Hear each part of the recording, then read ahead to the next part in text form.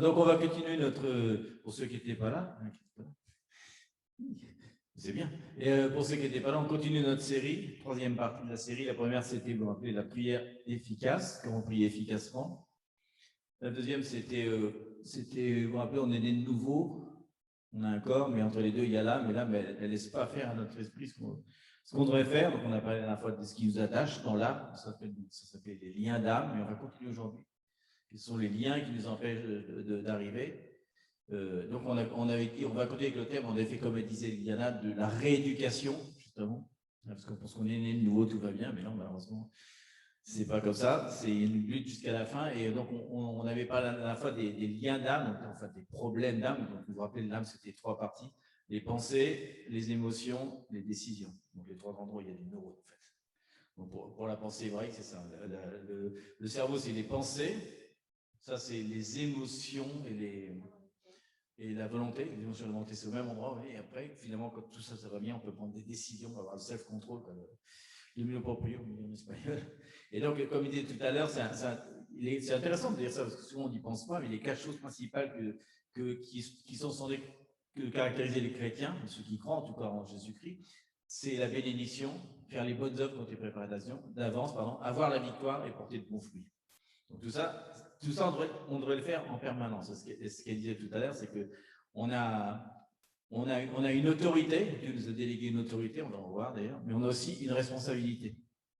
Il n'arrête pas de nous donner des autorités, mais à chaque fois il nous dit, toute autorité m'a été donnée pour que vous fassiez ça. À chaque fois qu'il nous donne une autorité, c'est pour qu'on en fasse quelque chose. Donc la génération, c'est particulièrement fort parce que c'est un thème qui court dans toute la Bible en permanence. La génération, c'est un truc l'autorité sur les enfants, il nous l'a donné.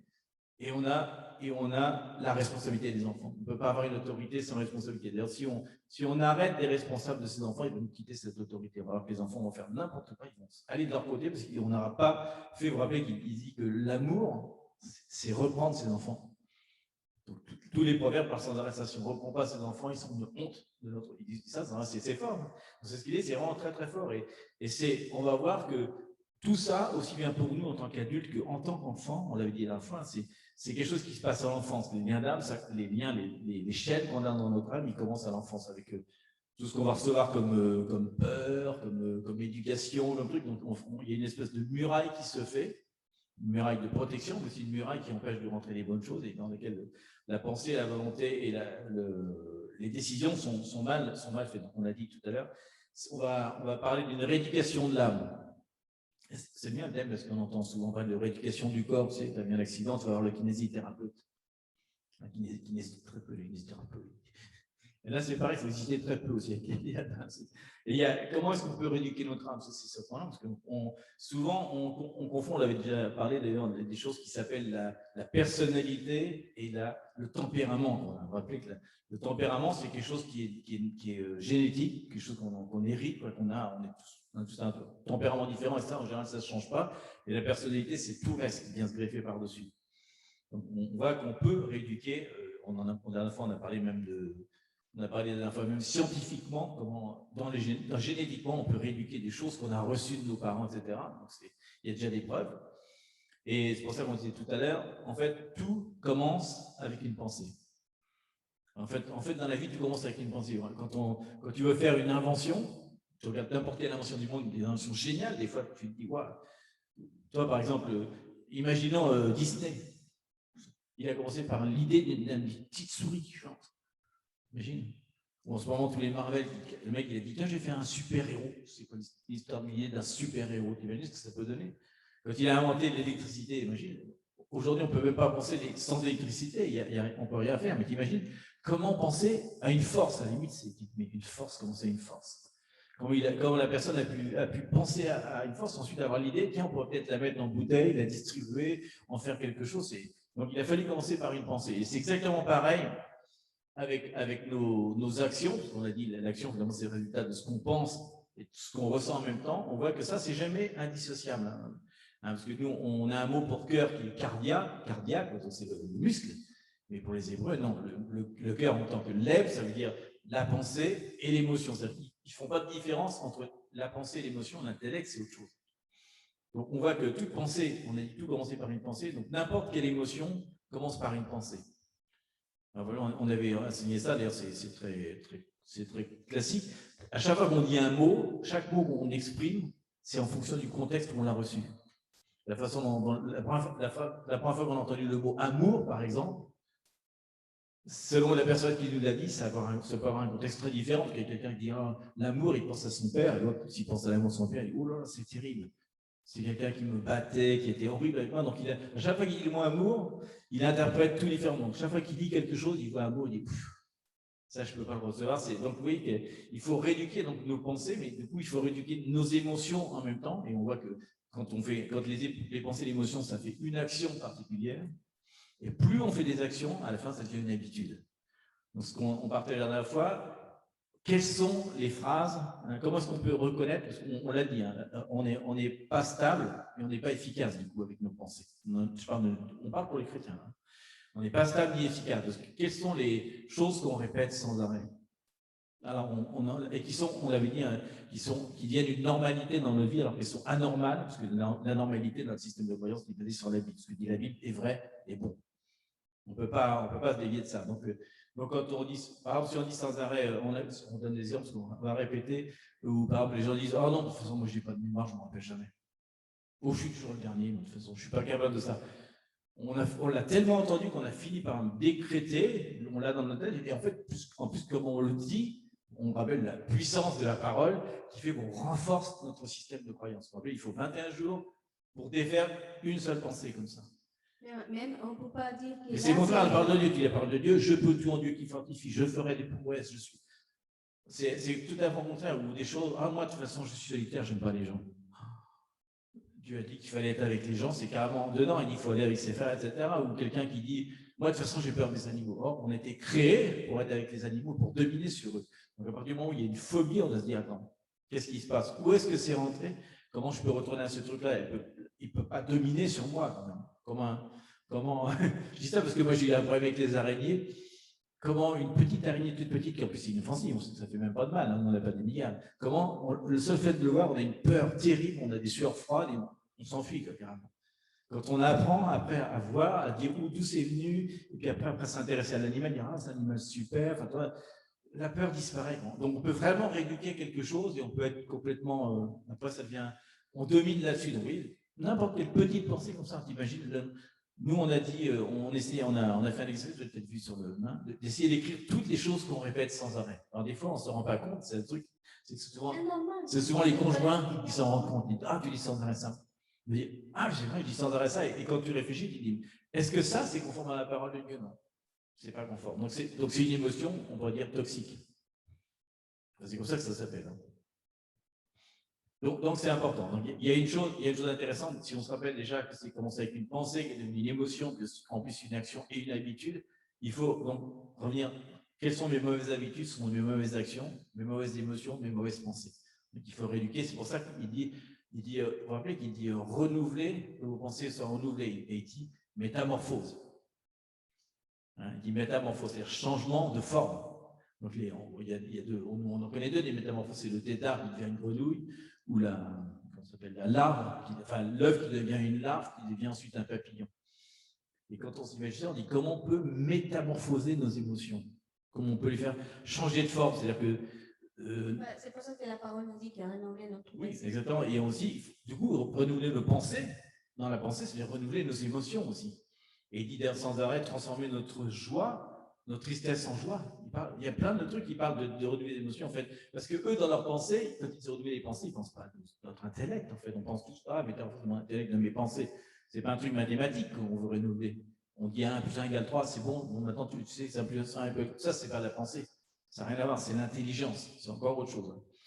Donc c'est important. Donc, il faut mettre en place des stratégies. Ce que des stratégies, vous rappelez, ça vient de stratos, la guerre. C'est vraiment une guerre contre nos pensées et nos émotions. Parce que c'est ce qui fait qu'on est sans arrêt comme ça. Un jour, on a la paix, on l'a plus, on a la joie, on l'a plus, on a la patience, on l'a plus. Donc, nos fruits ne sont pas stables. On va voir tout à l'heure, la parole n'est pas innocente, puisque quand elle parle des fruits, elle dit le fruit, vous rappelez, elle dit l'amour. Et on va voir que le premier truc qui est perturbé dans nos pensées, c'est l'amour. Et une fois qu'on a perturbé l'amour, on perturbe la joie, la paix, la patience. Tout s'y dérive de là. Donc, quand on rééduque les fruits, on va avoir quelques paroles qui en parlent. Si on rééduque les fruits dans l'autre sens, si on rééduque notre patience, notre joie, notre paix, on va finir par avoir de l'amour. mais un amour parfait, justement. C'est un espèce de processus. Donc, il y a des stratégies. Il y en a qui sont faciles. Écrire ce qu'on pense et ce que les gens nous disent, qu'on dit sans arrêt, qu'on n'arrête pas de répéter, qui sont une habitude dans notre vie. C'est facile à voir parce qu'en général, ça fait un cycle. C'est vrai que si sans arrêt on oublie des objets, en fait, on a tellement déclaré qu'on était désordonné qu'à force, finalement, on le devient. Mais on n'était pas forcément au début. Et il y a des stratégies pour ça. Il y a des stratégies, il suffit de rééduquer. Donc, les stratégies, c'est par exemple attention à ce qu'on dit, mais aussi attention à nos conversations, avec qui on parle. Nos fréquentations, ça c'est important, parce que la plupart de nos mauvaises pensées viennent de fréquentation. Il y a plein de personnes qui sont toxiques. On pourrait citer, alors j'en ai écrit quelques-unes, celles qui sont manipulatrices, qui nous manipulent, celles qui nous accusent toujours, qui sont toujours en train de nous donner la faute, ceux qui nous agressent verbalement, et aussi si on est toujours avec des gens qui sont en train de se plaindre, des gens qui ont toujours peur, on finit par être contaminés par leur façon de penser. Je parle des gens qu'on côtoie en permanence. On a des amis, moi j'ai eu des amis pendant 10-15 ans, maintenant qu'ils ne sont plus là, je dis wow, c'était une très très mauvaise influence sur ma vie, quoi. Et souvent, on est les agresseurs, on finit par les aimer. Vous vous rappelez, c'est le syndrome de Stockholm, ceux qui nous agressent, on finit par dire ah, je les aime. On ne se rend pas compte à quel point notre pensée, et il y a plein de paroles de la Bible qui le dit, des proverbes, il y en a un paquet, mais par exemple, 1 Corinthiens 15-33, vous vous rappelez, il y a marqué ça. Il dit ne vous y trompez pas, les mauvaises compagnies sont la ruine d'une bonne conduite. C'est-à-dire que le seul fait d'être avec quelqu'un qui n'est pas bon, ça ruine nos actions morales. Voilà. Mais aussi, tout ce que tu viens de dire, aussi, on peut être nous-mêmes. Hein? Toutes ces listes que tu essayais de dire, des fois on accuse, des fois on est agresseur verbal, des fois on est négatif tout le temps. Et ça, c'est de voir réellement si les paroles viennent de l'extérieur ou de nous-mêmes. Donc, si on voit de nous-mêmes, donc, il faut écrire tout ça. Pourquoi? Parce qu'on doit prendre des limites dans notre vie maintenant. On doit s'élever vrai. On va dire, OK, Seigneur, ça suffit. On va vraiment changer notre vie, on va prendre notre place, on va faire la liste, parce que des fois, un bien normal, parce qu'on est en France. Parce que si on est en France, tout le monde se plaint. Et c'est pas vrai. Hein? Plus proche. Ah, pardon. Sinon, on ne peut pas arriver vraiment à ce qu'il dit la parole, à parler conforme à sa parole, conforme à la lumière. Donc, on doit vraiment faire attention nous-mêmes déjà et notre entourage. Parce que ça, c'est important. Même, les esprits s'attirent. Je ne sais pas si vous connaissez, mais les esprits sont ensemble. C'est bizarre, mais c'est comme ça. On a vu plein de choses qu'on appelle les libérations. On voit qu'il y a des esprits qui s'approchent, parce que c'est le même quartier. Donc, il y a le focus. Et on voit plein de gens qui sont des grands amis, je ne sais pas combien de amis, comme Tommy a dit tout à l'heure avec son ami. Il y a 2 amis qui s'étaient comme ça. Et après que le Seigneur le sauvait, il est parti, le Seigneur c'est lui qui a coupé ses liens. Oui. Et c'est là que Dieu se raconte, ah oui, vraiment j'étais contaminé. Mais c'est l'Esprit de Dieu qui nous va guider à faire ça. C'est c'est nous aussi. Vraiment, il y a un entourage qui nous met plus profond au lieu de sortir à la lumière. Et la raison, c'est vrai qu'on souvent, on regarde dans le monde, les couples, c'est vrai, les gens, ils cherchent les gens qui sont mauvais pour eux. Il y a un esprit, les femmes abusées, souvent elles cherchent un agresseur. Même quand elles sont libérées, elles continuent à répéter le même cycle. Il y a quelque chose qui n'a pas été libéré, en fait. C'est ces esprits qui habitent. C'est vraiment des esprits. Et on parlait de personnes toxiques. Toxiques, ça veut dire un poison. C'est-à-dire qu'il y a quelque chose qui est un poison, qu'on s'empoisonne. Et donc, vous vous rappelez le fameux truc dans Samuel où il dit la mort est dans le pot. Vous vous rappelez, ils vont chercher à l'extérieur dans le monde quelque chose qui ressemble, ça ressemblerait à quelque chose qui est bien, ça a peut-être une bonne amitié. Au moment de la cuisine, il dit c'est horrible. Et la mort de l'un, et la première truc de la mort, c'est l'amertume, sans l'amertume. Et moi, j'ai vraiment vu dans la réalité, quand je me suis converti, que j'ai commencé à marcher, parce qu'au début, tu peux être converti, c'est bien, tu prends Dieu, c'est génial. Mais quand tu commences à marcher dedans, d'un seul coup, l'esprit qui est dans la personne, elle a peur. Elle dit, oh là là, c'est une menace pour moi. Parce qu'il va commencer elle dit, il faut que je m'éloigne, parce que sinon il va me témoigner de la parole, je sais ce qui va se passer. Après, le démon, c'est très bien qu'il va être chassé. Et la personne s'est éloignée parce qu'elle ne pouvait plus supporter. C'était insupportable pour elle. C'était plus une question de pensée. Et il y avait une menace. Quoi. Donc, j'ai vécu ça plusieurs fois.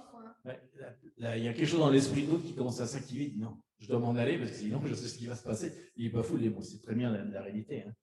Donc, c'est important de ça. La compagnie des sages, il est dit que ça conduit à la sagesse. Si on est sans arrêt avec des nécios, on est ceux qui sont nécios, on dit des insensés, alors, pour être gentil. Hein. On va dire des insensés. On voit qu'on est contaminé par eux quand même. Si on cherche bien, on va le voir. Donc, on doit donner la parole de sagesse, bien sûr. Mais si on est pareil, non, ça ne marche pas. Ça n'empêche pas qu'il faut convertir ces gens-là. Mais ça, c'est autre chose.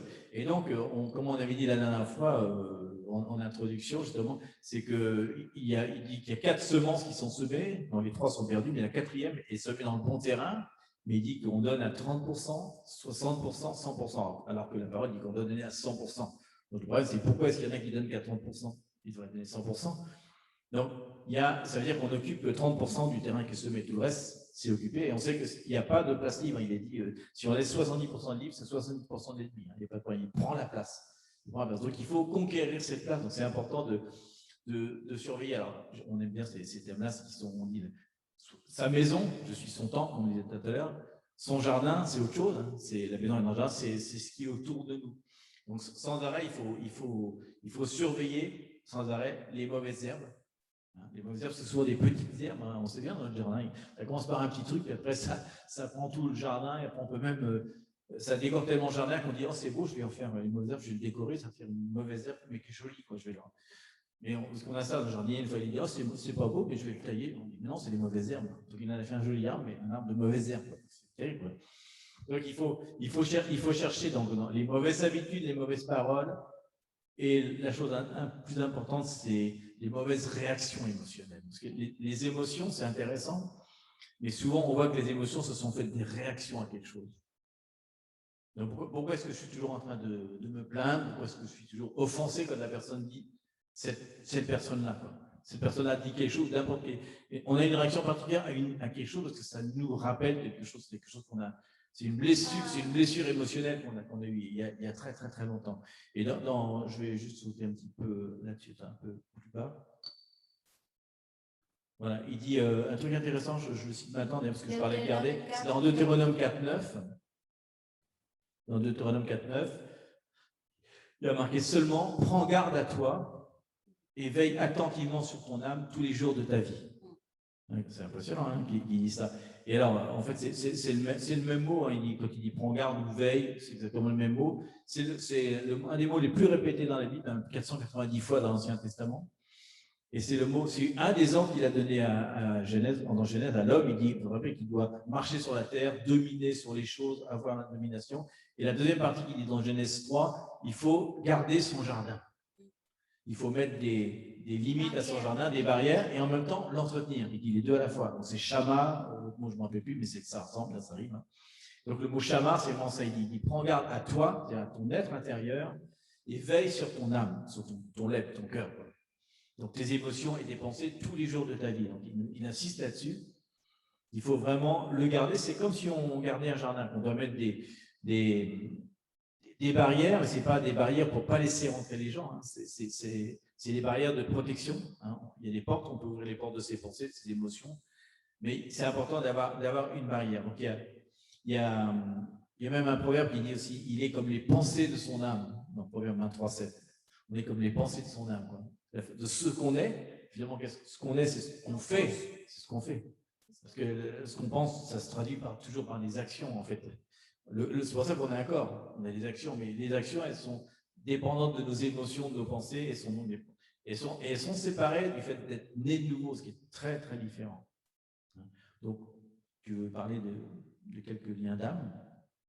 Ah oui, parce qu'il y a des... On a voulu regarder quelques-uns qui sont... C'est intéressant parce qu'en fait, quand on étudiait le thème... Attends. C'est mieux? Non. Bon, non, c'est bon. Quand on étudiait le thème. Quand on étudiait le thème, tout le temps, on pense que j'ai appris ces paroles, c'est un mot parce que je ne connais pas. Apitoiement. L'apitoiement. Alors, pitié de soi. Commisération en espagnol. En espagnol pour ceux qui. Commisération en espagnol. C'est apitoiement. Et il y a autre mot qu'on a trouvé aussi. Oui, l'automiséricorde. Autocompassion. Ouais, aussi, on peut dire. Autocompassion de soi-même. Et là, on s'est dit tout le temps, c'est un esprit. Et non, c'est pas un esprit, c'est un péché. C'est la même chose que l'incrédulité. L'incrédulité, c'est un péché aussi. Il dit esprit de l'incrédulité. Et l'esprit de Dieu nous dit, non. Tu vois, il y a des choses que même nous, on répète parce qu'on attend. Mais si on voit la parole, il dit, non, attends, il y a quelque chose que on doit prendre ça, parce que ça, impressionnant, c'est une racine petite qui vient en nous, et c'est des générations. Le terrible, c'est ce qu'elle vient de génération en génération. On attend, parce que même dans les, c'est aussi culturel. Il y a des gens qui se disent, non, si vous savez combien de chemin j'ai marché sur ma vie, vous ne savez pas ce que j'ai vécu. On est croyant, on est croyant. Moi, je on croit en Dieu puissant, et on dit, si vous savez, vous ne croyez pas, c'est quel tellement chemin que j'ai marché jusqu'à là,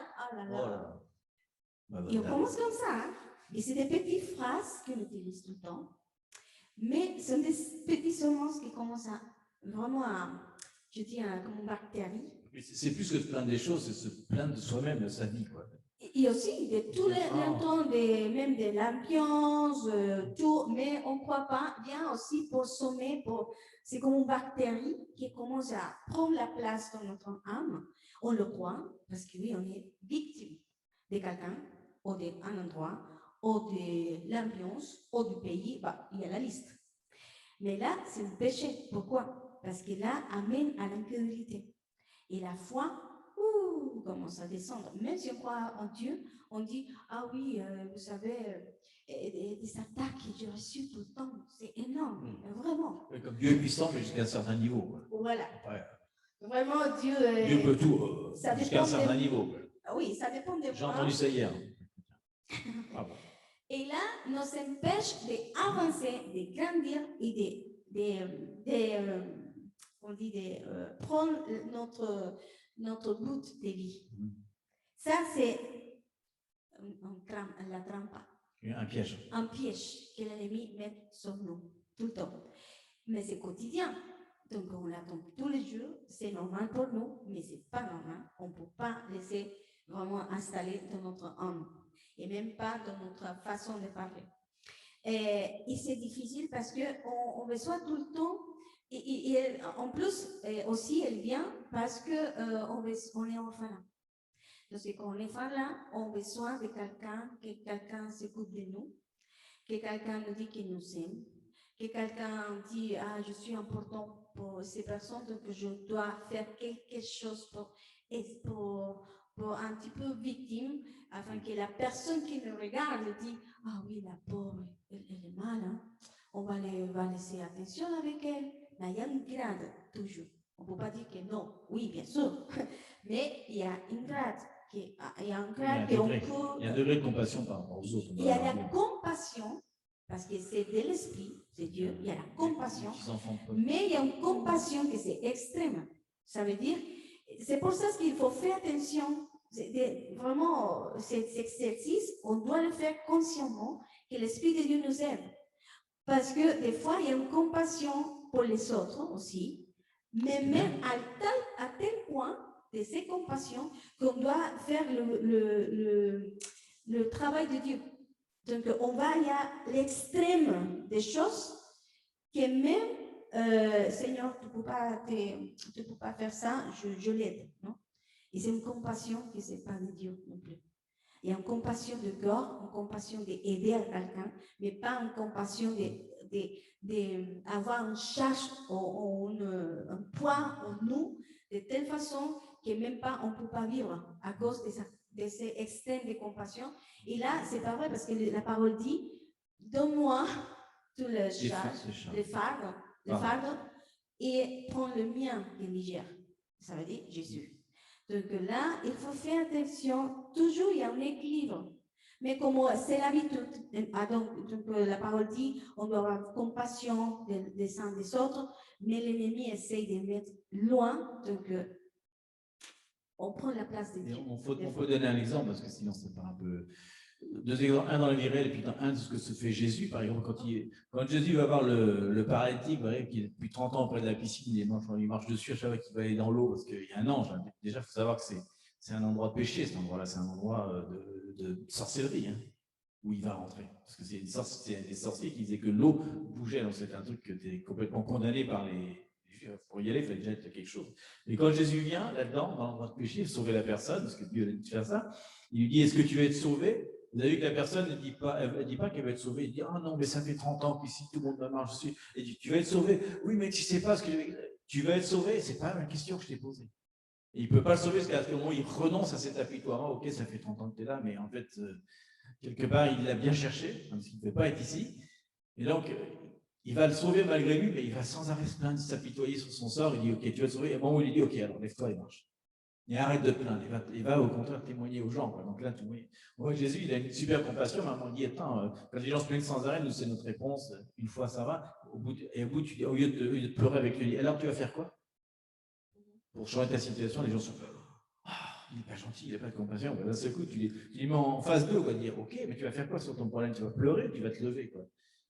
Donc il y a un grade, et sur l'apitoiement sur soi-même, et on peut voir ça beaucoup sur des gens qui ont été, par exemple, qui ont eu des problèmes dans l'enfance, quelqu'un qui a amputé d'une main quand il est gamin, forcément ça va jouer beaucoup sur son image, comment il va être, mais il peut choisir de ne pas être là-dedans, il peut choisir de ne pas s'apitoyer sur son sort, quoi, sur son sort, c'est ce qu'on dit, quoi, parce qu'on finit par être embourbé dans nos propres désirs, nos propres trucs. Et finalement, ce qui se passe, c'est qu'on va après, on va être, en fait, la chose qui veut nous importer, on va être soucieux de la manière dont les autres nous traitent. Vu que je suis amputé, tout le monde doit me traiter comme un handicapé. Donc après, on attend des autres qui nous traitent. Ah, tu peux pas parler comme ça si tu savais ce que j'ai vécu.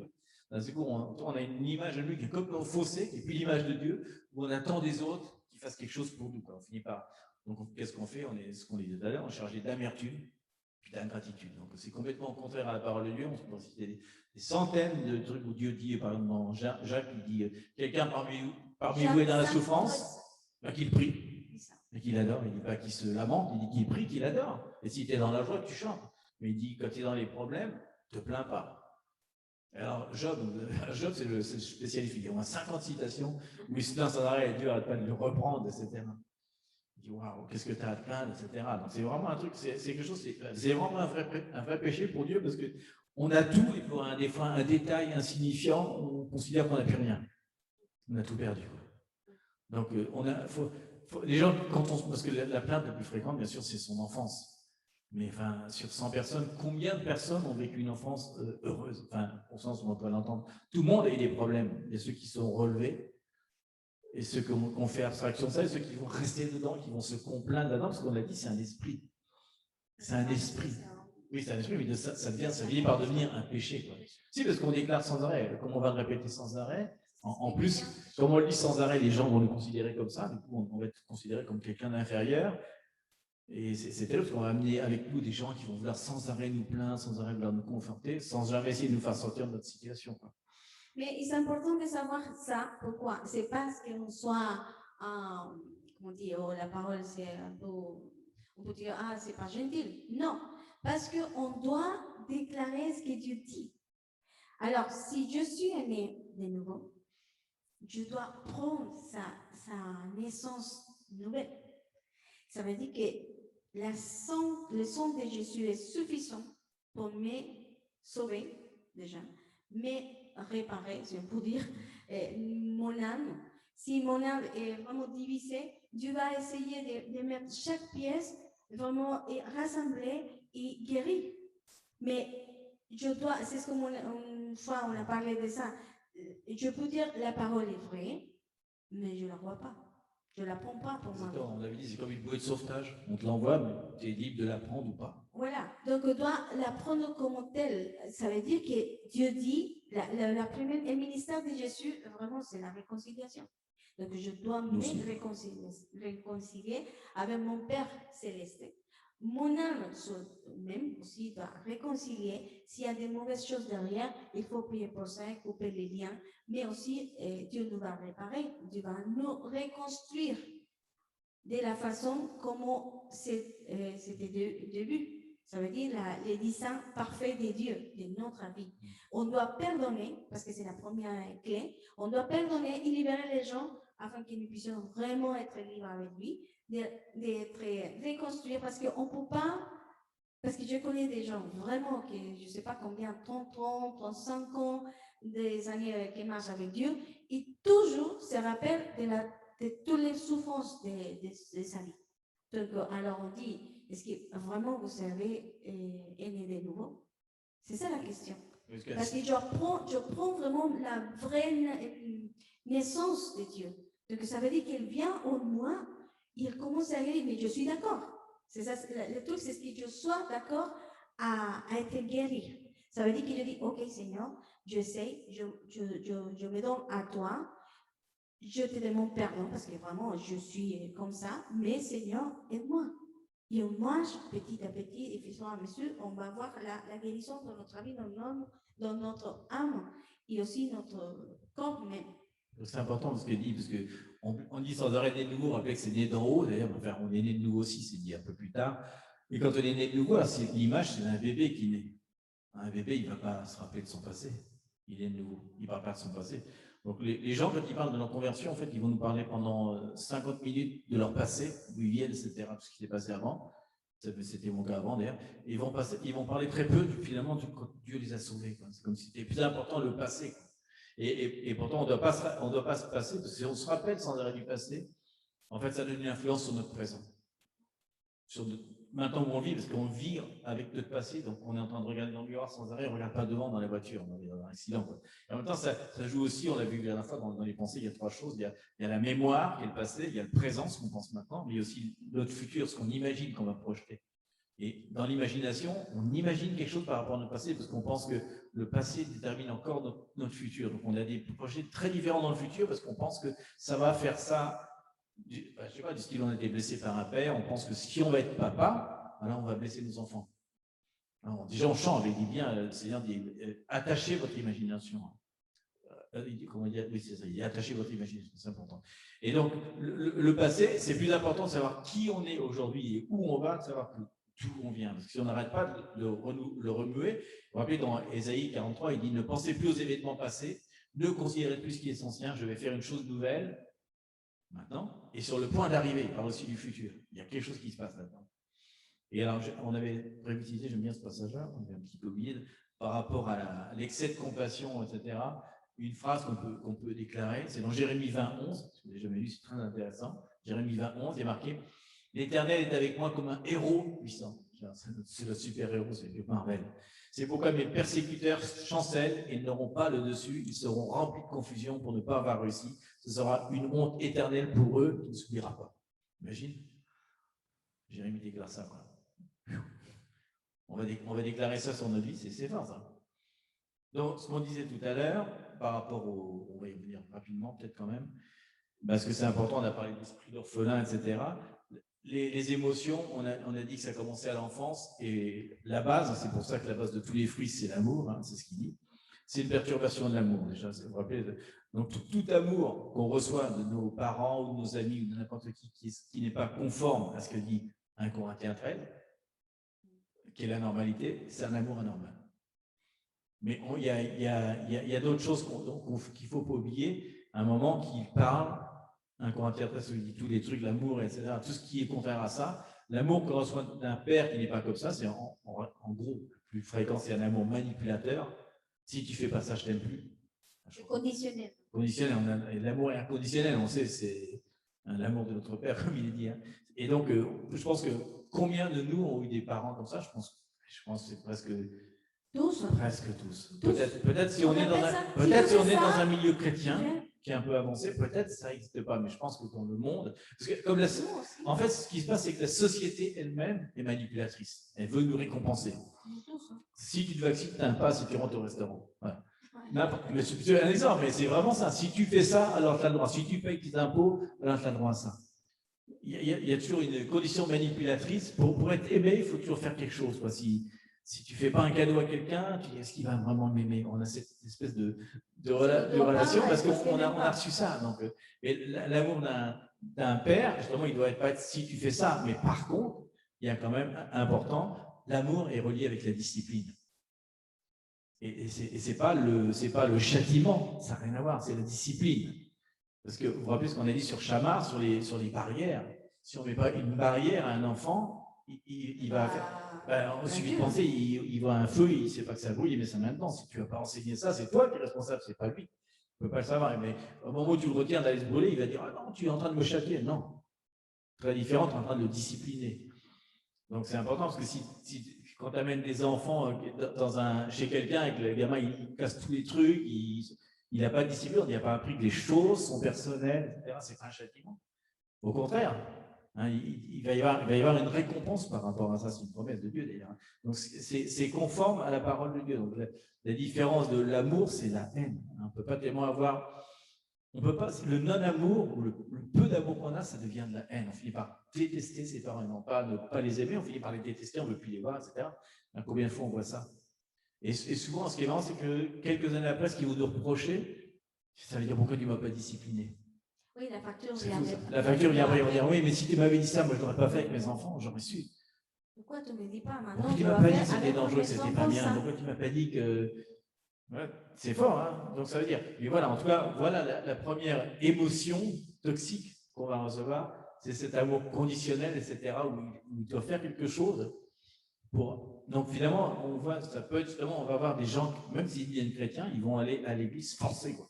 Il faut aller à l'église, sinon, je n'ai pas l'amour de Dieu. C'est devenu ça, leur routine. Ils finissent par plus aller à la présence de Dieu pour l'amour de Dieu, mais juste parce que j'ai envie d'être sauvé, j'ai envie d'être justifié. C'est plus quelque chose de naturel qui vient de l'amour du Père. C'est pour ça que 1 Corinthiens 13, il insiste tellement sur toutes les données. C'est complexe, là. C'est pas simple, mais en tout cas, les pensées, ces premières pensées, cette première émotion va créer une pensée qui va donc créer une action différente.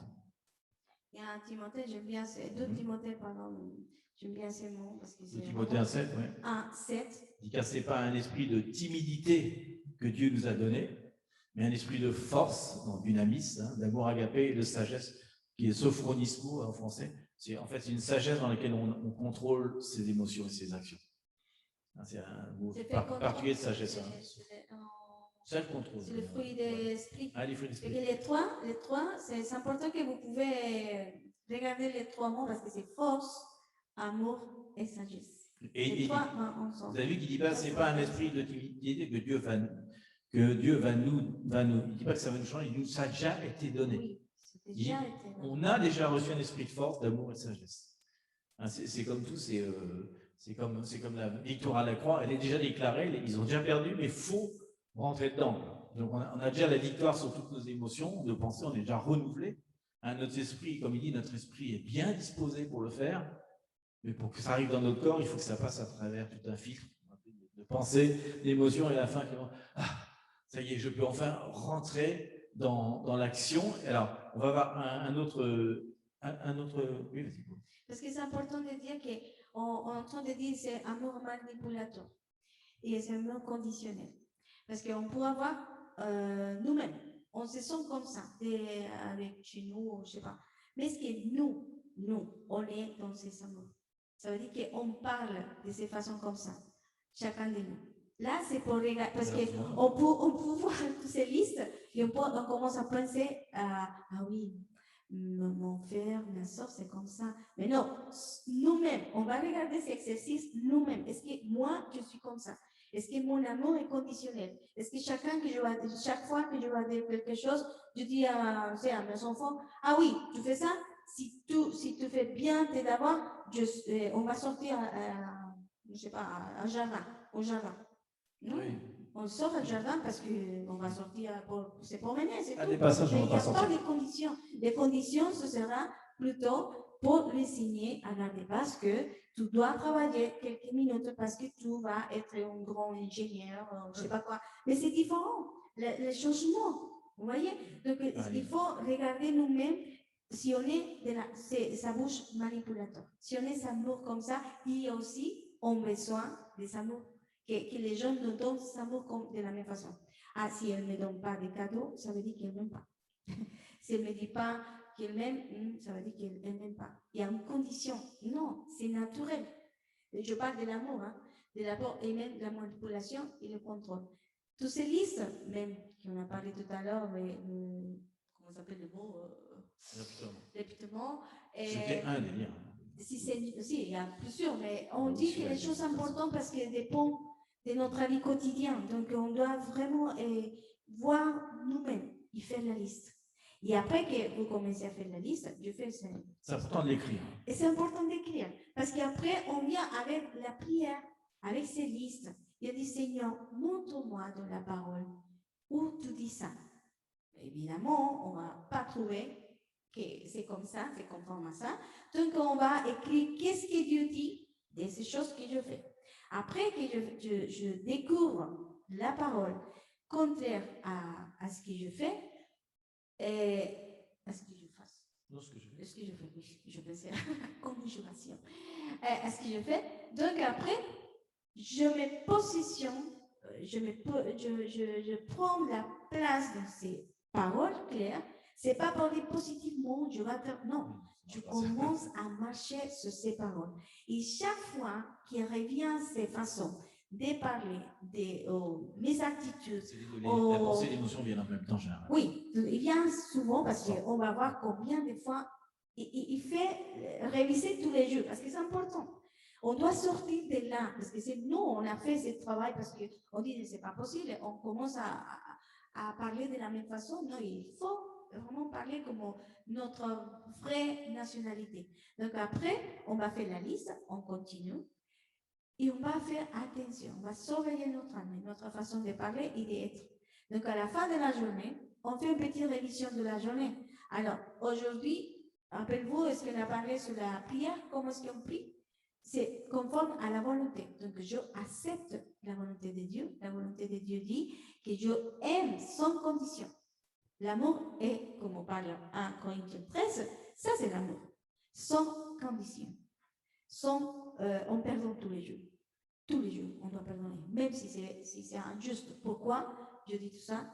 Parce que la parole dit qu'on amène la justice. Là, quand on fait ça, ça veut dire que je marche avec la justice de Dieu. Ça, c'est la justice. Marcher avec l'amour comme ça, sur la foi véritable, ça, c'est amener la justice. Et quand la justice de Dieu est sur moi, chez moi, il y a l'ambiance qui se transforme et on va être vraiment la lumière. Voilà. C'est très intéressant et on va aller un petit peu vite sur ce passage-là, mais je vous invite à regarder un peu plus longtemps. C'est dans 2 Pierre 1, 3, 7 et là, on va vraiment le lire par contre. 2 Pierre 1, 3, 7, parce que c'est un passage qu'on a souvent lu, on ne voit pas des fois la façon dont Pierre a voulu dérouler la conception. Déjà au début, il commence par une première chose, il commence par des affirmations. Il dit que déjà sa divine, il utilise des mots très forts, hein. Il dit que sa divine puissance nous a déjà donné, hein, dans le passé, hein, maintenant qu'on est né de nouveau, nous a donné tout ce qui contribue à la vie, au moyen de la connaissance de celui qui nous a appelés par sa propre gloire et par sa vertu. Grâce à Jésus, à la connaissance de Jésus, on a déjà toute cette divine puissance, donc lesquelles nous assurent de sa part les plus grandes et les plus précieuses promesses, on dit tout à l'heure, hein, les victoires, etc., les promesses, afin que par elles, les promesses, vous deveniez participants de la nature divine, qu'on puisse fuir la corruption du monde. Voilà, etc. Donc, quand il a dit tout ça, toutes ces promesses, grâce à la connaissance, etc., il nous dit qu'il faut joindre plusieurs choses l'une après les autres. L'ordre est vraiment important parce qu'il dit qu'il faut joindre à la fois la vertu, à la vertu la science, à la science la tempérance, à la tempérance la patience, à la patience la piété l'amour fraternel la charité. Donc, on va voir juste rapidement ce qu'il dit là, justement. C'est intéressant parce qu'il dit la première chose que Dieu nous a donnée, c'est la foi. C'est la première chose qu'on reçoit quand on est né, on reçoit la foi. Déjà, on a, comme on dit, j'ai la certitude de mon salut. Hein, c'est la phrase qu'on entend dans les chansons terrain. Donc ça, c'est la foi. Mais souvent, on met une foi très petite. On pense que c'est juste la certitude de mon salut. Je crois que je suis sauvé. C'est un peu comme si ton père te dit, bon, demain, je t'offre un cadeau. C'est bien. Puis le lendemain, tu attends ton père. Quoi. Non, tu crois en ton père. C'est ton Père que tu crois. C'est pas, nous, on croit en Jésus, on ne croit pas seulement qu'il nous a sauvés. Ça, c'est bien, ça commence par cette relation-là. Mais on croit en Jésus, c'est-à-dire que tout, le pistis, c'est la foi, tout ce que Dieu, toutes les promesses de Dieu, on y croit, parce qu'on sait qui on croit, quoi. Hein, on ne sait pas ce qu'on croit, mais on sait en qui on dit, je sais que je crois en Jésus. Je crois en lui. Lui, j'ai confiance en lui. Tout ce qu'il dit, je crois. Donc, tout ce qu'il dit dans ma vie, directement ou par la parole, j'y crois. Donc, c'est une foi vraiment beaucoup plus forte. Mais il dit que grâce à la foi, on peut rajouter au-dessus la vertu. Alors, ce mot est bizarre parce que c'était tellement changé par les trucs, mais la vertu dans le texte original, ça veut dire en fait, exactement, vous regarderez le mot en grec, ça veut dire une excellence morale. Hein, notre moralité est excellente, par laquelle les autres nous louent. Ils nous disent, waouh, cette personne. C'est ça la vertu, hein. C'est pas être vertueux, parce que vertueux, c'est un truc très catholique, c'est vraiment très différent. La vertu, c'est vraiment ce mot arrêter, hein, c'est marrant, ça s'appelle arrêter déjà en espagnol. Ça veut dire que c'est quelque chose par lequel les gens reconnaissent qu'on est moralement bien. Parce que c'est vraiment, arrêter, ça veut dire d'oreille. Bon. Mais c'est intéressant. En mettre une boucle d'oreille, c'est fait pour qu'on soit reconnu. Parce que pour nous, c'est que la morale. Parce que la morale peut être la morale du monde. Non, la morale, c'est ce qu'on sait. C'est la morale de Dieu, selon la parole de Dieu. C'est pour ça qu'il a dit, juste à côté, il faut rajouter à la fois la vertu la science. Et la science, donc c'est le mot gnosis, il y a beaucoup de mots pour la connaissance, c'est-à-dire la connaissance de la parole. Donc, si on étudie la parole de Dieu, on sait ce qui est normal, ce qui est bien moralement acceptable, du coup, on l'applique dans notre vie par la foi. Et les gens disent, waouh, ils reconnaissent en nous qu'on est quelqu'un de différent, quoi. On est vraiment différent, on a cette vertu qui fait qu'on est comme une boucle d'oreille. La boucle d'oreille, quand ça a été inventé, la boucle d'oreille, avant que ce soit une décoration pour les femmes, c'était un signe d'esclavage uniquement. C'était pas avant. Ça veut dire, j'appartiens à un maître, je ne suis pas libre. Je suis sous un maître. Et c'était un grand privilège que le maître, à l'époque, pourvoyait tout pour vous. On ne pouvait pas être pris dans la rue et être enfermé. Être amené dans un pays distant pour être vendu. On appartient à quelqu'un. Attention, j'ai un maître. Tu ne peux pas te mettre contre lui. On appartient à Jésus. On appartient à Jésus. C'est vraiment que ça s'appelle arrêter. C'est bizarre. Bref, la connaissance, donc c'est vouloir connaître tout ce que Dieu a pour moi, tout ce qui est normal, parce qu'on a foi en Jésus. Donc on sait que tout ce qu'il a dit, c'est pour moi. Donc du coup, on se nourrit c'est ce qu'on disait, on se nourrit de la victoire, on veut porter des bons fruits, etc. Vous vous rappelez que la connaissance de la parole, c'est comme un miroir. C'est qu'on se regarde dedans, on dit, ah, je sais qui je suis. Je sais qui je suis en Christ. Parce que la parole dit ça de moi. Donc, en fait, ce qui est bien, c'est que, du coup, il faut connaître. C'est un peu comme si on ne connaissait pas le code civil, on fait n'importe quoi, on dit, ah, je ne savais pas que c'était répréhensible. Je ne savais pas que je n'avais pas le droit d'insulter un président de la République comme ça. Non, c'est dans la loi, tu n'as pas le droit. Donc, il faut connaître ça parce que l'ennemi, lui, connaît très bien les droits. Donc, il peut très bien, si tu ne connais pas tes privilèges, comme on peut dire, il peut très bien dire, il peut t'accuser de plein de choses. Parce que tu ne connais pas, tu ne savais pas que tu avais ce droit à ça. Non. Tu peux lui sortir que tout était cloué à la croix, etc. Moi, je suis venu prendre la place que tu occupes dans mon jardin. Quoi. Il va dire non, mais c'est toi qui m'as donné la permission. Tu dis, ah non, alors voilà, ça. Moi, je suis désolé, je suis né de nouveau, je donne la dîme, je fais ça, j'ai une excellence morale, tu ne peux pas être là. Et les esprits sont là. Et... Ils reconnaissent.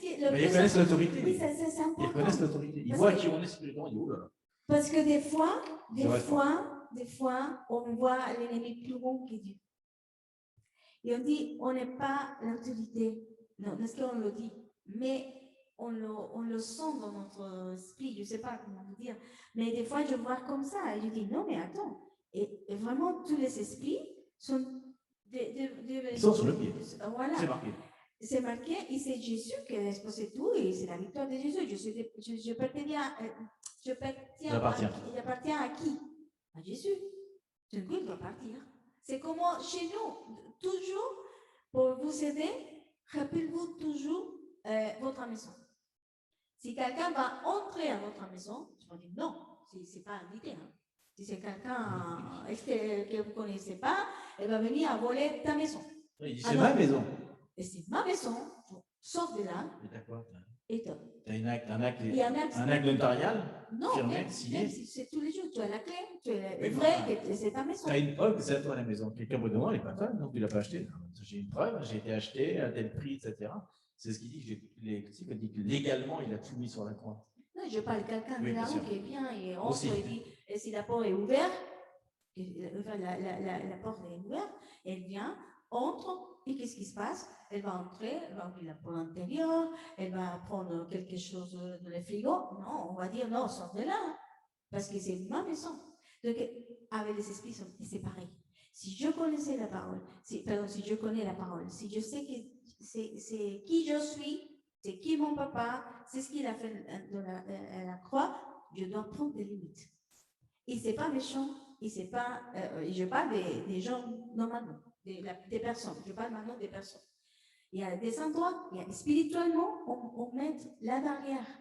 Parce que c'est pas la personne. Des fois, on voit la personne, et c'est pour ça qu'on n'essaye pas de dire qu'est-ce qui dit la parole. Parce que il y a des personnes, par exemple, qui sont très, comment on dit, confiançeuses. Confiance en eux. Ils sont audacieux. Qui donnent la main et après tu vas à la doigt. Je ne sais pas comment c'est dit ça. Il n'est pas capable de dire non. Mais la parole, c'est marqué. Ils sont un oui. Non, je parle des barrières. Et ce n'est pas pour dire des choses méchantes ou pas gentilles. On sait à quel point, parce qu'on connaît la parole de Dieu, on connaît qu'est-ce qu'on doit garder. S'il y a quelqu'un qui vient chez toi à t'insulter, à dire des choses, tu ne peux pas l'accepter. C'est ta maison. Et ça, ce n'est pas la personne, c'est les esprits qu'il y a derrière de la personne. C'est important de dire ça, je ne sais pas pourquoi je le dis, mais c'est vraiment comme ça. Mais il y a des personnes qui sont peur de dire non. Ah oui, non, parce que comment est-ce que je pourrais dire ça? Non, on a l'autorité de Dieu parce qu'on ne parle pas à la personne, on parle des esprits qui sont derrière. Et là, quand on fait ça, il y a quel mur de la présence de Dieu qui s'installe avec nous, qui empêche que ces esprits qui sont mauvais, bien, ils touchent notre maison et l'atmosphère de notre maison. On doit garder, parce que dit la parole, on a lu tout à l'heure, on doit garder. C'est ce que Dieu nous a donné. C'est notre... Nous et notre âme. Oui, notre âme. Parce que qu'est-ce qui se passe quand j'écoute des mauvaises paroles, des choses méchantes, qu'est-ce qui se passe à l'intérieur? Il y a la souffrance, il y a des sentiments mauvais qui viennent, il y a plein de choses qui c'est les vieilles émotions reviennent aussi. Donc, on commence à penser des choses, on ne peut pas, Dieu n'a pas créé pour ça. Sinon, même Jésus, on revient à les démons Ganadéens. Le Ganadéra. Qu'est-ce qu'ils ont fait? Ils ont prié immédiatement à Jésus. Et Jésus a dit, sors de là, arrête. Parce que ce n'est pas la personne, c'est tous ces démons qui parlent. Et on doit vraiment discerner qui parle derrière de la personne. Sont démons, sont la personne. Et nous, en tant que fils de Dieu, on doit apprendre à discerner. Vraiment. Il y a garder notre maison. Et enseigner les enfants à garder aussi. Si on ne les enseigne pas, parmi n'importe quelle personne, de la même, pour dire, tu vois, maintenant je parle comme ça parce que, non, je ne peux pas parler parce que c'est YouTube, mais on sait qu'il vient à changer notre croissance. Non, croissance. Notre croissance. Et il veut dire, il va donner des paroles mauvaises et c'est contraire à la parole. Et là, comme on ne savait pas, les enfants, il va dire oui, il commence à mettre la tourne, il dit oui, je suis quoi? Est-ce que je suis un enfant? Je suis toi? On doit l'enseigner. Et là, c'est des limites. On doit apprendre à mettre des limites et on doit enseigner à nos enfants à prendre des limites. Donc, la parole continue quand même. Vous voyez, on voit une application pratique de ce qu'on a dit tout à l'heure.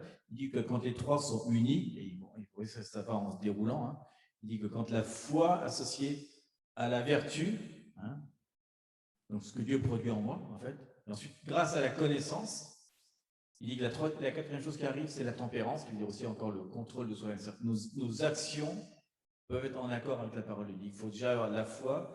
La vertu, en fait, c'est le symptôme. Mais si on veut dire que c'est le symptôme, comme quoi ça va bien, quoi. Finalement, si les gens reconnaissent, c'est bon, j'ai quand même quelque chose de pas mal. Et grâce à la connaissance, on peut avoir le self-control, la tempérance, c'est ce qu'il dit. Hein. Donc, on voit qu'elle est plus basée sur la base de mon péché ou de mon passé, elle est basée sur la base de la rédemption. Et après, on voit qu'il continue, après, hein, c'est logique. Il dit qu'une fois qu'on a eu la tempérance, oui, on voit commencer on voit les fruits certains des fruits commencent à se développer, la patience, la piété, et ensuite on voit que ça remonte à l'inverse, hein, l'amour fraternel, l'amour des frères. Qu'est-ce qu'il y a un autre qui manque? Et à la fin, ça termine par l'amour tout court, la charité. Oui, ça finit par produire les fruits à l'envers. Une fois qu'on a commencé à être dans ces trucs-là, c'est vraiment un déroulé. À partir du moment où on commence à être là-dedans, alors le reste, ça vient tout seul. La patience, l'amour des frères, l'amour de Dieu, tout ça, ça vient ensemble dans le sens inverse. Pour terminer, finalement, à la fin, le dernier mot, l'amour. Ça commence par la foi, qui est un des dons, hein, et ça se termine par le plus grand des fruits. Et la charité et la patience, c'en est un. L'amour fraternel, ça fait partie de ça aussi.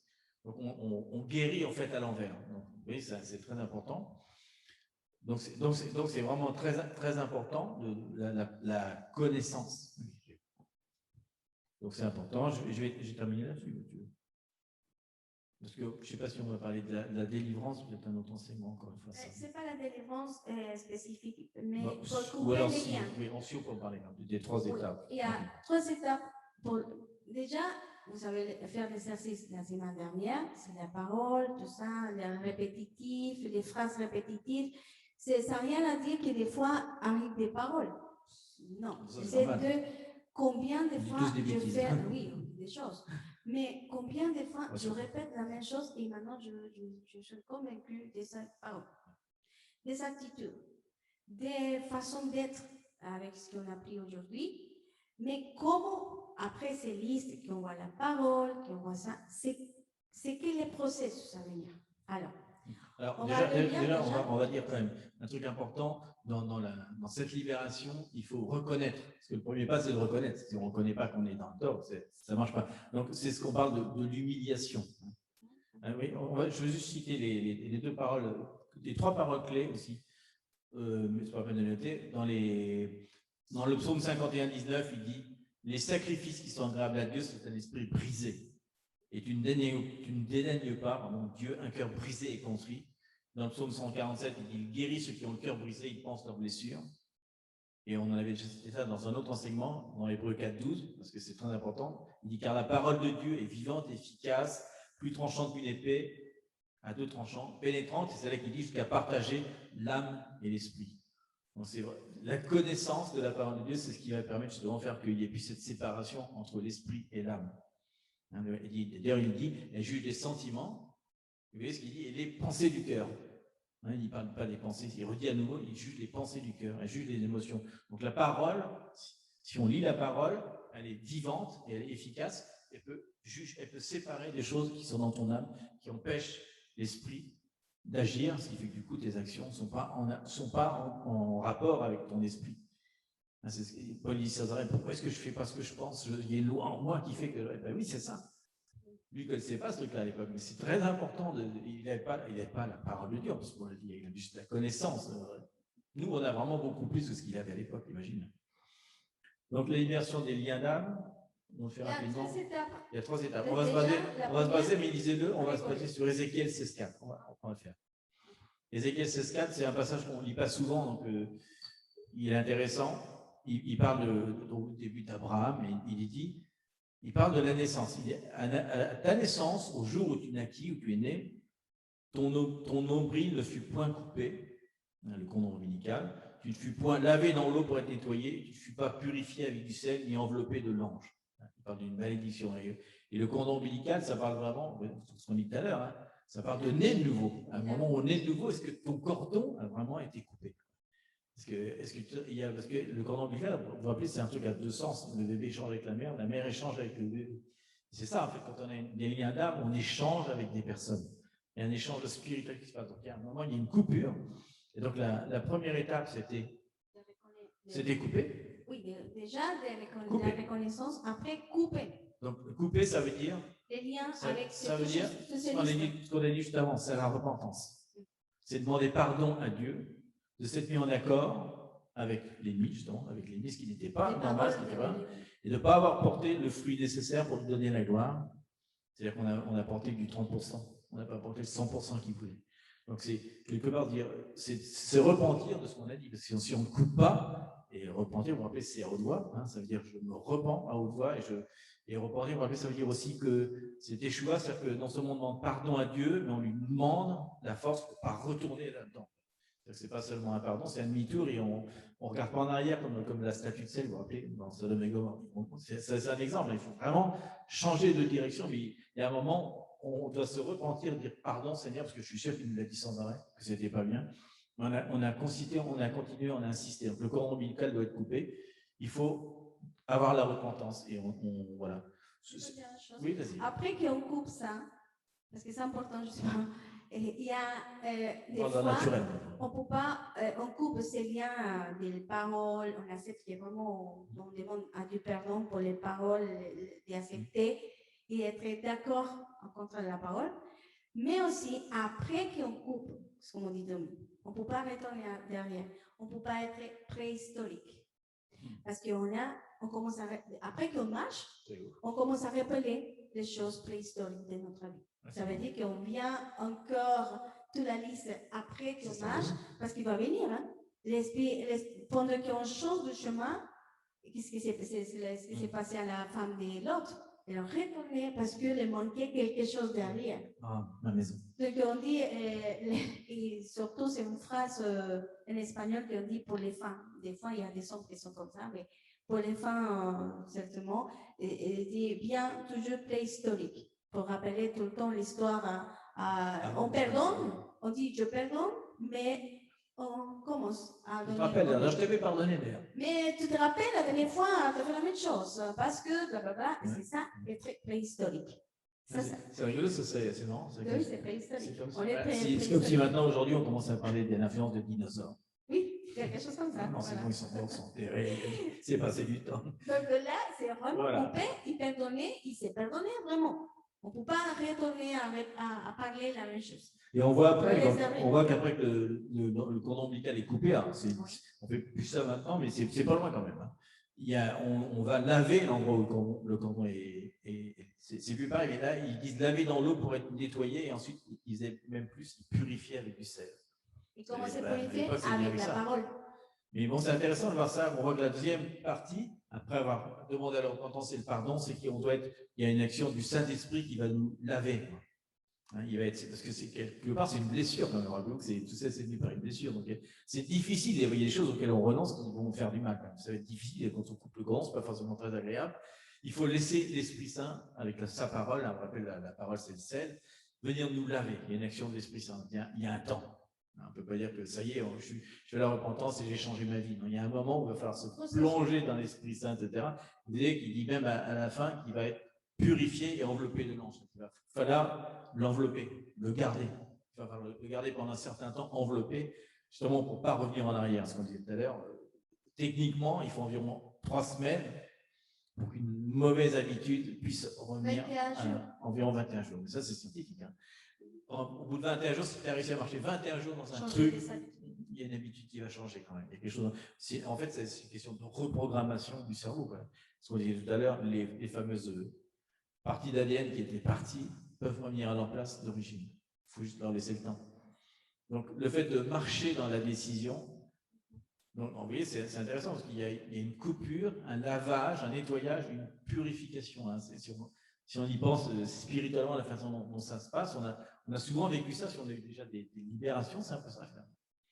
On a renoncé quelque chose, on est passé dans un processus, on se dit, cet esprit-là n'existe plus en moi. Donc c'est intéressant parce que, comme on disait la dernière fois, on peut très bien avoir pardonné, mais on a toujours des liens. Et la réalité, justement, ce qui peut se passer, justement, quand on est passé par les 3 semaines des langes, etc., il y a un truc particulier qui se passe, parce que vous êtes déjà arrivé, on peut être en contact avec la personne, on pensait avoir pardonné, et il n'y a plus rien qui se passe. C'est surprenant, enfin, moi ça m'est arrivé plein de fois, toi aussi je pense, 3-4 fois où des personnes, vraiment, où c'était trop dur. Je dis, je ressens rien du tout. Au contraire, tu pourrais presque les aimer, ou il y a quelque chose il y a vraiment un vrai changement, parce que souvent il y a des pardons où tu vois la personne, non, tu n'iras pas fréquenter la personne. C'est un peu difficile, hein. Vous avez vu justement quand il y a des procès de gens dont les enfants ont été tués, ils arrivent à pardonner au point qu'ils peuvent aimer la personne qui a tué. C'est-à-dire qu'il y a vraiment... Mais ça, c'est l'Esprit Saint qui nous permet de le faire. Hein. C'est pour ça que l'Esprit, l'âme et le corps sont ensemble. Donc, si tu as donné tellement de place à l'Esprit Saint et tellement de place à la parole, elle est venue communier, pas à double tranchant, elle a séparé quelque chose en toi, et ce qui fait que ton corps, qui est la troisième partie, elle agit. Tes pensées, tes émotions, tout ça, ça a été changé, renouvelé. Et franchement, c'est ce qu'on dit là, quelqu'un qui n'a pas reçu l'Esprit Saint, je ne crois pas que c'est possible. Oui, on peut le faire à la force. On va le faire à la force, mais nous, c'est quelque chose de... Et c'est ce que Dieu veut pour nous sans arrêt, quoi. Parce que ce qu'il veut, c'est qu'on avance dans son royaume. Donc si on est sans arrêt, comme un guerrier qui va à la guerre, mais pendant qu'il fait la guerre, il pense à sa mère qui est là. Il ne peut pas être dans la guerre en permanence, il n'arrive pas à être efficace. Donc on ne met jamais les soldats, s'ils ont des problèmes personnels, on ne les met pas dans la guerre. On sait qu'ils vont être inefficaces, ils vont être trop distraits. Donc il faut vraiment... C'est ça, donc... moi, je trouve ça vraiment un super message d'espoir. On est nouveau, on a plein de liens d'âme, mais Dieu nous donne plein de stratégies pour les guérir. On l'a dit tout à l'heure, les gens qu'on fréquente, les choses qu'on dit, il faut les écrire, il faut travailler là-dessus, il faut voir qu'est-ce que dit la parole par rapport à ça. Et plus on va se nourrir de la parole et de la connaître, plus on va voir que nos liens d'âme, c'est pas bon, quoi. On va dire, tiens, j'ai toujours le même cycle, je fais toujours la même chose. Tous les 2 ans, je retombe dans le même problème financier. On trouve dans le même problème, un truc. Parce que tu n'as jamais la parole dit un truc, tu l'appliques pas. Ok, vous serez béni si vous faites ça. Il y a plein de choses. La gnosis, qu'on dit, la connaissance de la parole, plus la connaissance, et ensuite, il faut croire que c'est vrai, ça qu'on ne croit pas, c'est une parole vivante, on prend Jésus dit ça, ok, je crois, cette personne-là, ce qu'il dit, je le crois. Donc ça, c'est marrant, parce que ce n'est pas une connaissance, on ne croit pas vraiment ses promesses, on y croit, mais on croit surtout parce que la personne, ce qu'elle dit, elle est digne de confiance. Ouais. Quelque chose, un clé important en tant que famille, par exemple. Si vous travaillez ensemble avec famille, c'est tout seul pour le faire aussi. Hein. C'est bien, en fait. Mais pour nous, on fait ça, on vous donne. Vous pouvez le prendre ou pas. Mais quand il y a un travail à faire, qu'on sait, parce qu'on est dénoué, nous trois, on parle de nous trois, parce qu'on a besoin vraiment être la lumière. Parce que je ne sais pas, je dis ça, ces mots comme ça, peut-être soit fort, mais c'est comme ça. On voit toujours l'amour romantique. L'amour de Dieu est romantique. Il nous pardonne, nous s'aime tellement, mais l'amour est furieux aussi. L'amour est vraiment discipliné. L'amour, c'est ça. Et l'amour est furieux d'une façon de changer tout. Je vois notre pays, parce que je suis en France maintenant, notre pays, tout ce qui se passe. On peut le prendre avec l'amour romantique. On doit prendre avec la guerre. On dit non, mais la vérité, c'est ça. La lumière, c'est ça. On prend la lumière quand il est tout noir, c'est pas la lumière doucement. C'est ça l'amour romantique que je parle. Comme ça, doucement. Non, la lumière, il allume tout une fois. Même les cieux, on ne peut pas regarder la lumière parce que c'est tellement fort qu'on change. Ça, c'est ce que Dieu me parle justement cette semaine. C'est pour ça qu'on doit comprendre cette phrase que je dis. L'amour est romantique, oui, mais pas comme ça. Jésus est venu vraiment de dire, là, c'est pas vrai, ça, c'est ton idole, ça, c'est pas la vérité. On doit être radicaux. Et l'amour, c'est ça. Il dit à Pierre, est-ce que tu m'aimes? Oui, mais alors, fais ça. Oui, il y a un changement dans notre vie, mais il y a une décision à prendre aussi. Il y a un accord à ces paroles, et un accord à ce que Dieu dit. Et ça, c'est ce qu'on vous aide, parce que on vous aide à faire là, parce que Dieu nous parle de ça. Comment on va changer le monde si on ne commence pas pour nous-mêmes? Là, c'est des petites choses qui changent notre vie, certainement, parce qu'on le voit chez nous. Et qu'on le fait ensemble avec l'amour, parce qu'il y a des choses. Et c'est pas pour dire, est-ce que tu vas prendre des décisions et maintenant tu continues comme ça? Non. On nous aide beaucoup en tant que famille. On dit, encore, et on se rappelle, attention, tu répètes la même chose. Oui, c'est ça transforme. Je continue avec ça. Pourquoi je dis ça? Pourquoi je reviens à la même façon de parler? Donc, nous on fait le soutien de l'un et de l'autre pour nous aider vraiment à changer. Parce que ça, c'est une rééducation. Là, c'est la rééducation de nos pensées. C'est vraiment des choses pratiques. Parce que la parole dit, rénover votre pensée. Oui, C'est une phrase que Renouveler vos toujours émotions. répète. Vous devez Mais renouveler comment? vos émotions. Mais comment est-ce qu'on va changer Pas votre intelligence. comme ça? C'est des petites clés que si on commence ces choses, on va voir la victoire chez nous et chacun de nous. Et on va voir que l'atmosphère même de l'atmosphère de notre foyer va changer. Notre travail va changer. La façon de parler, on va créer des choses de la même façon qu'on crée et détruit. L'idée, c'est de créer, c'est de pas de détruire les personnes, de détruire ce que Dieu nous a donné, c'est de créer les choses. Parce que Dieu nous a fait tellement puissants que si on croit et on prend ces vérités, qu'on est l'autorité, on peut faire plein de choses. Et on est en guerre. Désolé, mais c'est comme ça. L'ennemi, je vous dis clairement, l'ennemi, elle n'est pas gentille avec nous. En ce moment, non. Non. Et même pas à ce moment. Elle n'est pas gentille du tout, mais nous, on est gentils avec lui. On prend le café avec. Et des fois, des petits déjeuners, non, des fois, ce sont des petites choses. Mais c'est la vérité. Oui, c'est vrai. C'est pour ça qu'on doit s'élever et prendre des décisions avec le Seigneur. Et l'obéissance est la clé. L'obéissance de notre vie, c'est la clé. C'est la seule chose. Après, c'est le Seigneur qui va le faire. On prend notre parti parce que c'est pas pour notre force, c'est pour son esprit, mais on doit faire quelque chose quand même. On doit croire, on doit marcher ce que Dieu nous dit, on doit obéir et on doit marcher selon la direction que le Seigneur commence à nous donner. Donc, on vous invite vraiment à prendre ces décisions. Finalement, c'est pour chacun de vous. Parce que si on est vraiment, on va être la lumière et que Jésus soit connu, on doit commencer pour nous-mêmes. Pour la repentance de nous-mêmes et de reconnaître vraiment notre manque. Et être d'accord, Seigneur. Et on est d'accord aujourd'hui. On déclare ce matin, on est tous d'accord avec ces paroles. On se met d'accord, Seigneur, pour être la lumière. Et c'est la extension de ton royaume sur la terre. Pour être vraiment la lumière du monde que tu es déjà, Jésus. Mais on est les porteurs de sa gloire. On est les porteurs de sa lumière. On doit établir ton royaume. Et la façon d'établir ton royaume, Seigneur, c'est avec notre décision de t'obéir, de marcher selon ta volonté, de faire ta volonté, d'être d'accord à ta parole. Aide-nous à chercher ta parole. Des fois, c'est la flamme d'y aller, mais Seigneur, aide-nous la reconnaissance de qui tu es en nous. Parce qu'on cherche la parole, parce qu'on a besoin de toi. Parce qu'on a besoin de ta direction, de nous enseigner avec toi. Parce que c'est ton esprit qui nous va amener à toute vérité.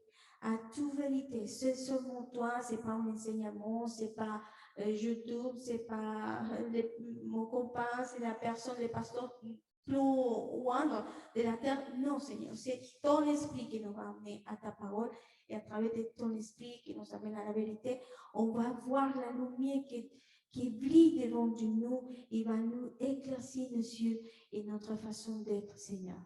Merci, Seigneur, pour le privilège qu'aujourd'hui encore, on a la parole devant de nous, qu'on peut la prendre, qu'on peut prendre même l'ordinateur, l'app, le livre, on est le droit de le prendre. Mais il y aura un moment qu'on ne peut pas avoir la parole. Si on ne cherche pas, si on ne trouve pas, Seigneur, je ne sais pas ce qu'on va faire, Seigneur. C'est pour ça qu'on demande ce matin qu'il nous aide, Seigneur, vraiment à y aller plus loin, Seigneur, au nom de Jésus. Merci, Seigneur. Merci. Parce que c'est toi qui nous convaincs, Seigneur. C'est toi. Prends, scelle ces paroles dans nos cœurs, Seigneur. Ça devient une action, Seigneur. Oui, qui prend une action. C'est une parole. Aussi, Seigneur. Voilà la transformation, Seigneur. La métamorphose de nos vies, Seigneur. Merci, Seigneur, parce que ton amour est, comme on l'a dit tout à l'heure, c'est un amour particulier, total, mais c'est un amour furieux aussi, Seigneur. Comme tu disais à un moment, malheur à celui qui fait trébucher mes enfants. Seigneur. Malheur à celui-là qui à toutes ces choses-là. Il faut vraiment garder, on veut vraiment garder, Seigneur, cet amour parfait que tu as en nous, Seigneur, qu'un amour furieux, Seigneur, qui fait que on veut vraiment rester avec toi, Seigneur. On veut t'entendre jour après jour, Seigneur. Nous parler, on sait déjà que tu nous aimes inconditionnellement, Seigneur, mais tu attends de nous, Seigneur, une action, c'est-à-dire qu'on rentre quelque part dans ton royaume, Seigneur. qu'on puisse manifester, Seigneur, qu'on puisse être vraiment dans cette vertu, Seigneur, où les gens reconnaissent, Seigneur, que tu vis en nous, Seigneur. On veut déjà commencer par cette transformation personnelle, Seigneur, avant de pouvoir transformer l'Église, Seigneur, comme la fiancée, Seigneur, qui est là, Seigneur. C'est un acte d'amour, Seigneur. Par amour, on veut changer, Seigneur. Par amour pour toi, Seigneur. Oui, donne-nous les clés, Seigneur, de cette Église, Seigneur. De puissance, Seigneur. Amen. Amen.